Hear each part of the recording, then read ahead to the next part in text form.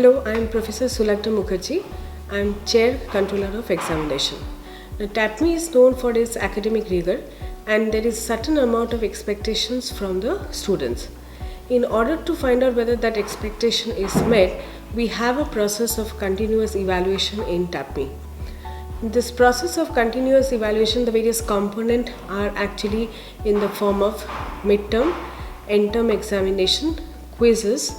It can be in the form of the project work, project report presentation. It can be the lab-based examination. It can also be in the form of the simulation.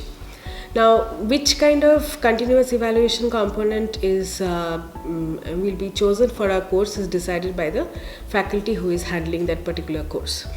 Now, plagiarism of any kind is not entertained in TAPME because it is ethically not acceptable. Any kind of misconduct by the students is also treated seriously. Misconduct in the examination hall is not allowed in TAPME. Now, there is a minimum requirement of CGPA that every student has to meet in every term. Now, if a particular student is not able to meet that minimum requirement of CGPA, they are called for an interaction by the director, the academic deans, PGP chair, as well as the controller of examination. Now, this interaction is to motivate them so that they perform well in the coming terms, and also to find out what are the ways by which TAPME can help them to perform academically better. Now, in TAPME we have a system of fast mentor. So every student in TAPME has a faculty advisor.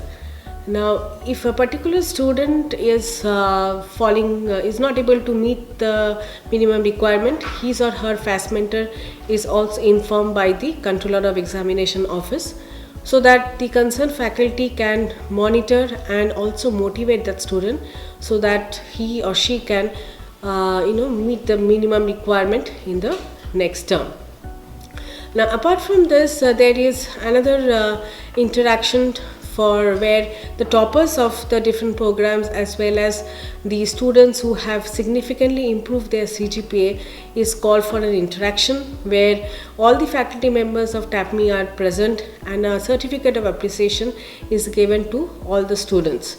Now, this way it's a way to motivate them, and it also is motivate the other students who have not made it as the toppers or who have not increased their CGPA, so that the next term they can reach that particular target, and they will be the one who will be called for that interaction with the faculty members. Now, the COE office also does the verification of the alumni data. Sometimes they require it for the job change. We also do provide the transcript because many of our alumni goes abroad for the higher education.